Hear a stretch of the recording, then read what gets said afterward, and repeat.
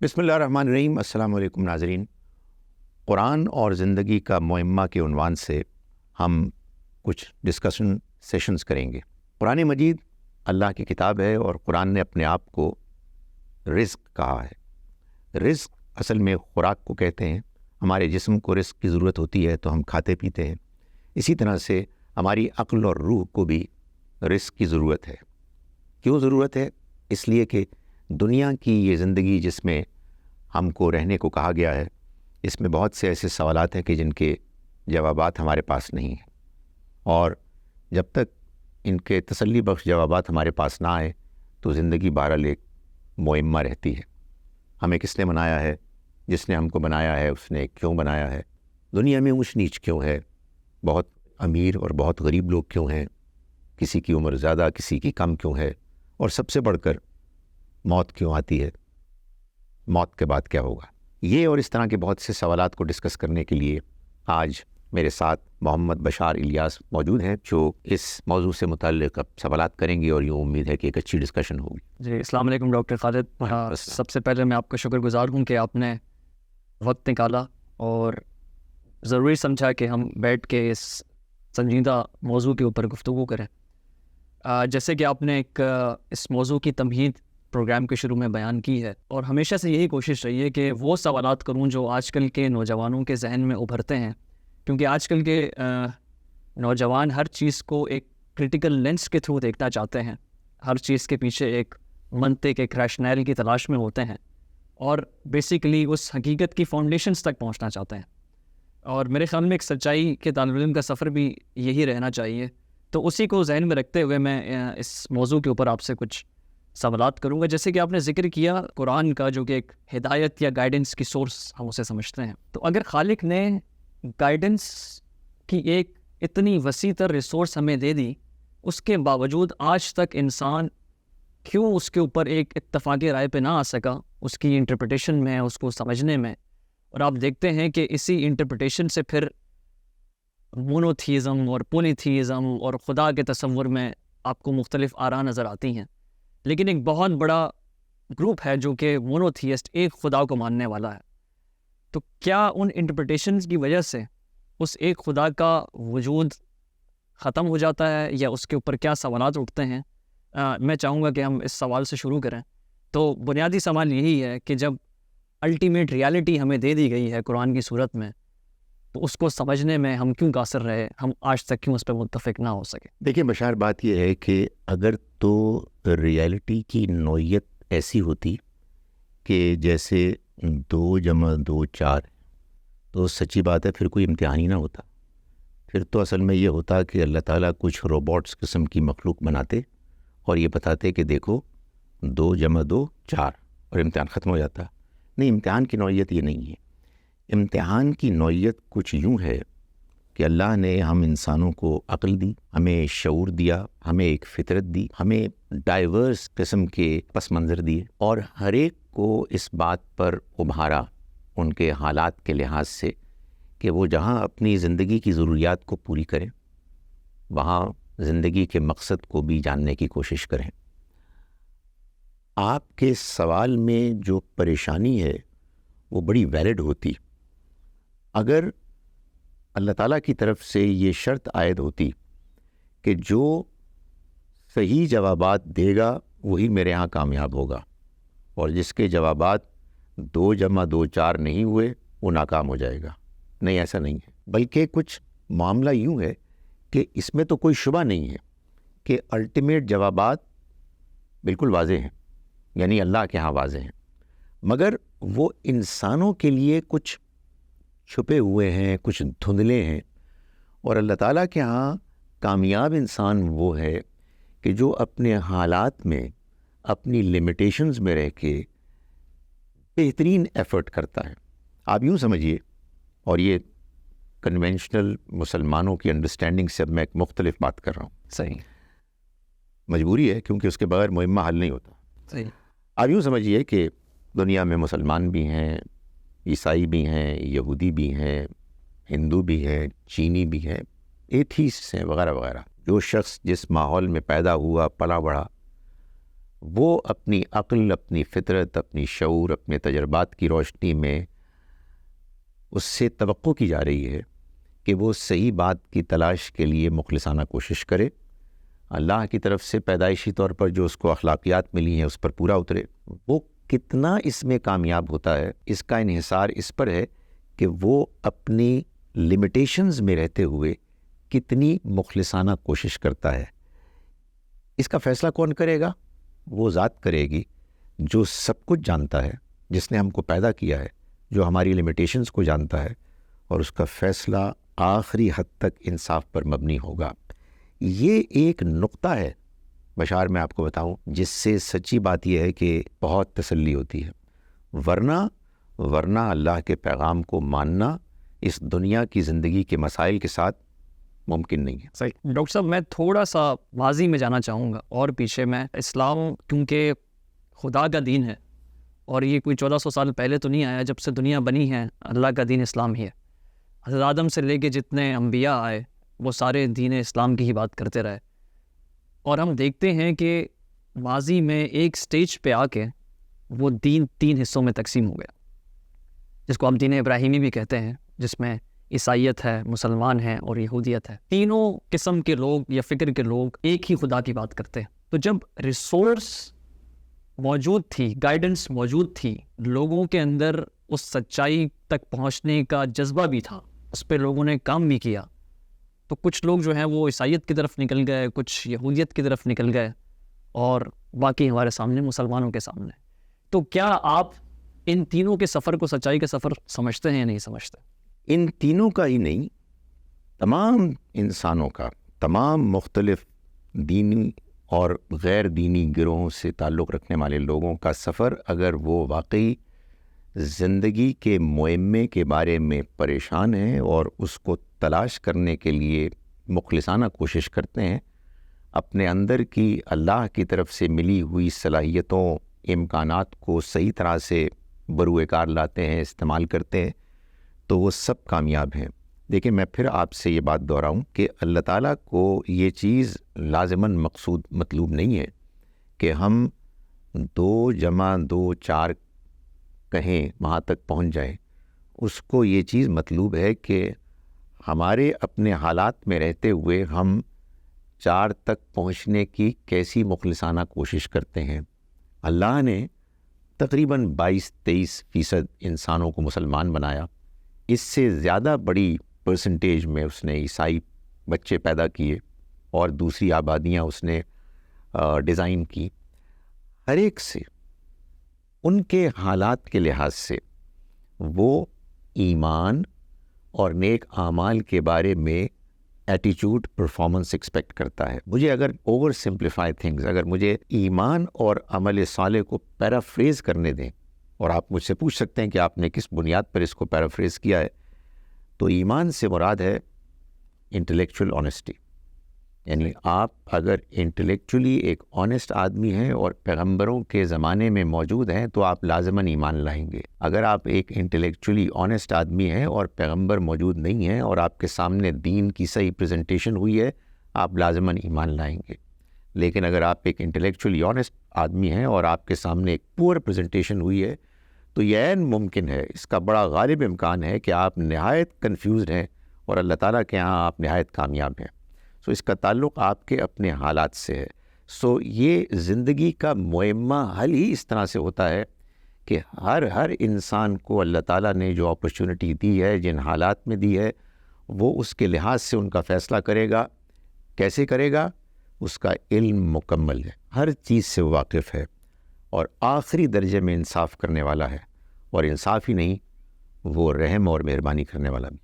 جی doctor صاحب، مجھے جو آپ کی بات سے پوائنٹ سمجھ آیا وہ یہ ہے کہ تمام انسانوں کو ایک ہی سانچے میں نہیں پرکھا جا سکتا.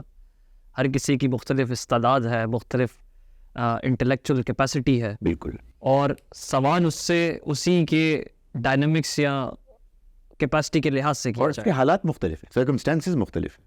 صحیح. چاہے اس کے اندر وہ سچائی کے رستے پہ ہے لیکن وہ سچائی تک نہ پہنچ سکے. بالکل. وہ کہیں مس لیڈ ہو گیا یا مس گائیڈ ہو گیا. اور اس کے باوجود اپنے اس سفر میں جہاں کہ وہ غلط ڈائریکشن میں چلا گیا، وہ بے چین ہے.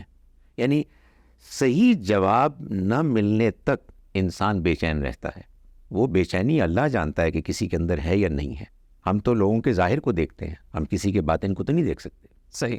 ڈاکٹر صاحب ایک آپ نے بیچ میں بات کی دین کی پریزنٹیشن کی, کہ دین کی پریزنٹیشن کیونکہ آ گئی ہے سامنے تو اب کوئی وجہ نہیں ہے کہ آپ اس کو اپنا نہ سکیں یا اس پہ عمل نہ کر سکیں. دین کی پریزنٹیشن پہ میں تھوڑی سی آپ سے بات کرنا چاہتا ہوں. اللہ تعالیٰ قرآن میں کہتے ہیں کہ ہم نے اس کو سلیس زبان میں اتارا اور اس میں کوئی کجی اور پیچیدگی نہیں رکھی. یہ خالق کہہ رہا ہے جس نے اپنا کلام اتارا. لیکن ہم دیکھتے ہیں کہ قرآن ہمارے تک پہنچنے کے بعد کا جو سفر ہے اس کے اندر ہمیں دین کی بے تحاشا پریزنٹیشنز نظر آتی ہیں. کوئی ایک پریزنٹیشن اگر ہو تو میں آپ سے متفق ہو جاؤں گا, آپ نے صحیح بات کی ہے کہ دین کی پریزنٹیشن آ گئی ہے. لیکن جب خالق نے خود کہہ دیا کہ اس کے اندر کوئی کمی پیچیدگی نہیں ہے, قرآن کے اندر آپ ایک لفظ ایک حرف کی تبدیلی نہیں کر سکتے, تو ایک ایسی جامع عالمگیر کتاب کی انڈرسٹینڈنگ میں اتنا فرق ہمیں آج مسلمانوں میں کیوں نظر آتا ہے؟ دیکھیں, آپ نے دو باتیں کہی ہیں. ایک تو یہ کہ اس کی زبان بہت آسان سلیس ہے, اور دوسرا یہ کہ اس میں کوئی کجی نہیں ہے. دوسری بات تو تب بھی صحیح تھی اور اب بھی ایسے ہی ہے. پہلی بات بھی صحیح ہے جی, لیکن وہ اصل میں اپلیکیبل ہے ان لوگوں کے لیے کہ جن کی زبان عربی ہے. یعنی اللہ تعالیٰ مثال کے طور پر قریش کے لوگوں کو کہہ رہا ہے کہ تمہاری زبان میں ہے اور یہ عربی مبین میں واضح ہے, اور اعلیٰ ترین جو بیان کا انداز ہے اس میں سموئی ہوئی ہے یہ کتاب. جہاں تک آپ کے اس سوال کا تعلق ہے کہ اگر معاملہ ایسا ہے تو پھر مسلمانوں میں اتنے اختلافات کیوں ہیں؟ جی, دیکھیں, اس کا جواب ایک ہی ہے, اور میں جب جواب دوں گا تو آپ کہیں گے کہ آپ نے کچھ بات کو زیادہ آسان کرنے کی کوشش کی ہے, لیکن حقیقت یہ آسان میں کرنے نہیں دوں گا جی, جتنی گہرائی میں جا سکتا ہوں میں جاؤں گا.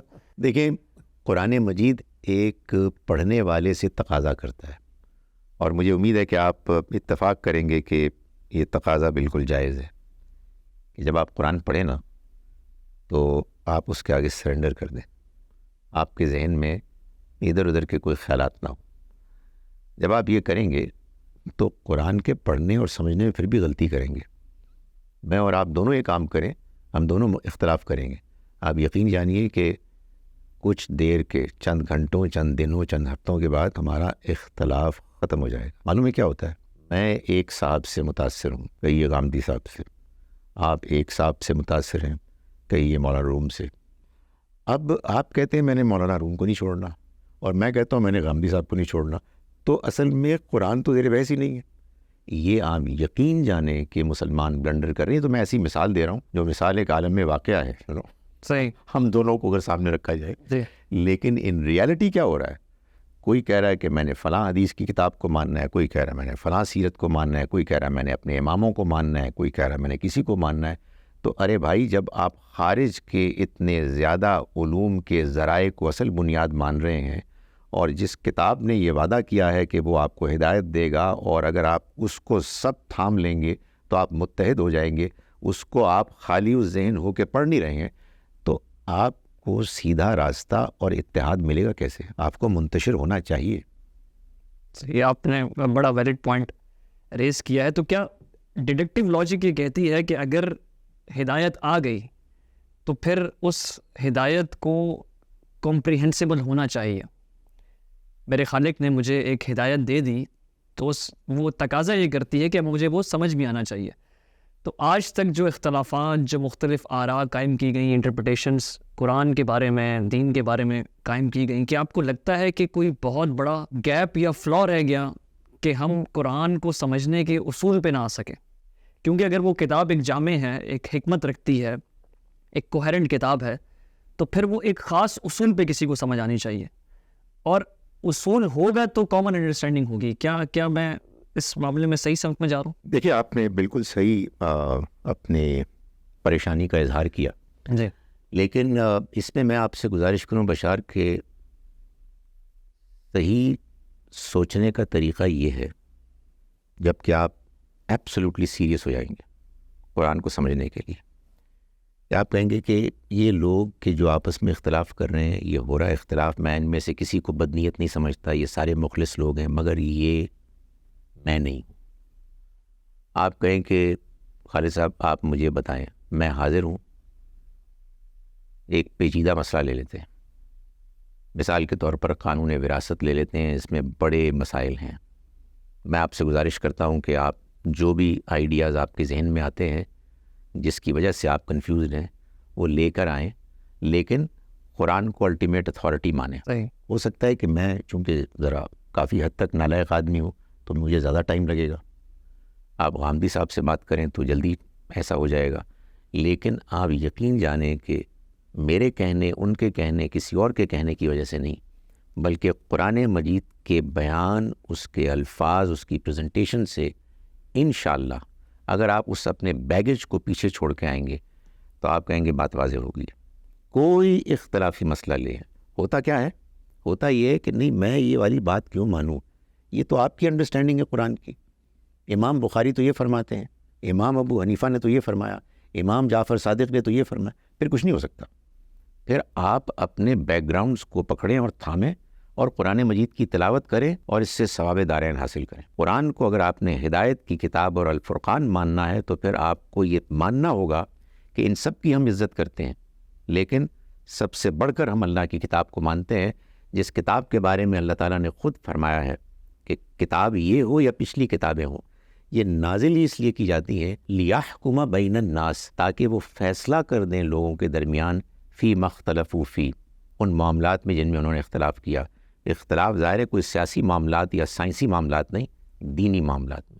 کتاب آئی ہی فیصلہ کرنے ہیں، وہ فیصلہ کرتی ہے بشرطے کہ ہم اس کو یہ اتھارٹی دیں. ڈاکٹر خالد ہمارے پاس وقت کم ہے پہلے ایپیسوڈ کا، میں چاہتا ہوں آخر میں ایک چھوٹی سی بات آپ سے مزید پوچھ لوں، وہ یہ ہے کہ قرآن کی سمجھ کیا انسان کے فہم پہ ڈپینڈ کرتی ہے؟ کیونکہ ہر انسان کا، آپ نے جب شروع میں تمہید باندھی تو اس میں واضح کیا کہ ہر انسان کی کیپیسٹی، انٹلیکچوئل کیپیسٹی، اس کے اندر اس سچائی تک پہنچنے کی لگن، اس میں فرق ہے. جب فرق رکھا گیا ہے اور عقل اور دانست میں بھی فرق رکھا گیا ہے، حکمت میں بھی فرق رکھا گیا ہے انسانوں کے اندر، تو پھر تو سوال یہ پیدا ہوتا ہے کہ فہم میں بھی فرق ہوا ہے، اور جب فہم میں فرق ہے تو قرآن کی انڈرسٹینڈنگ میں بھی فرق ہوگا.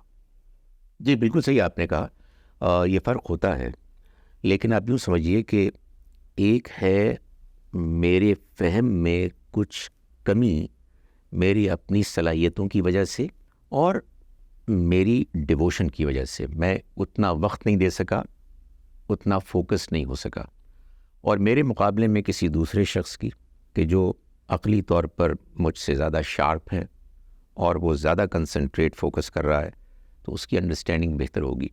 ہم دونوں چلیں گے اسی ڈائریکشن میں، کسی کی کم ہوگی، کسی کی زیادہ ہوگی، چھوٹے چھوٹے معاملات میں اختلاف ہوگا، لیکن کسی بڑی بات میں کوئی اختلاف نہیں ہوگا. اور جو اختلاف ہوگا بھی، اگر میں پیچھے ہوں اور کوئی مجھ سے آگے ہے اور میں نے اس کو اپنے انا کا مسئلہ نہیں بنا لیا ہے اور میں ہمبلنس کے ساتھ صحیح بات کو جاننے کی کوشش کر رہا ہوں، تو انشاءاللہ میں چیزوں کو، صحیح بات کو پالوں گا. دیکھیں اگر یہ اسٹرگل نہ ہو تو زندگی کا مقصد ختم ہو جائے. زندگی کا معمہ حل ہی اس طرح ہوتا ہے کہ یہ جتنے بھی پریشانیاں، اختلافات آپ نے بیان کی ہیں، یہ اصل میں اللہ کی طرف سے امتحان کا حصہ ہے، اور اس امتحان میں وہ کیا دیکھ رہا ہے کہ تم میں سے کون ہے کہ جو اچھا عمل کرتا ہے اپنے حالات کے لحاظ سے. ناظرین، ہم نے قرآن اور زندگی کے معمے کے بارے میں اپنی ابتدائی گفتگو کی، جس کا کچھ خلاصہ یوں بنتا ہے کہ دنیا میں بہت تنوع ہے، بہت ڈائیورسٹی ہے، مختلف خیال کے لوگ ہیں، مسلمان بھی آپس میں بہت اختلاف کرتے ہیں. تو پھر اس سب کے ساتھ ہم یہ دعویٰ کیسے کر سکتے ہیں کہ قرآن زندگی کے معمے کو حل کرنے کے لیے آیا ہے؟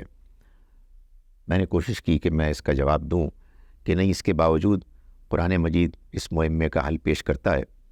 امید ہے کہ آپ کو ہماری گفتگو پسند آئی ہوگی. انشاءاللہ ہم ایک اور ایپیسوڈ کے ساتھ پھر حاضر ہوں گے. السلام علیکم.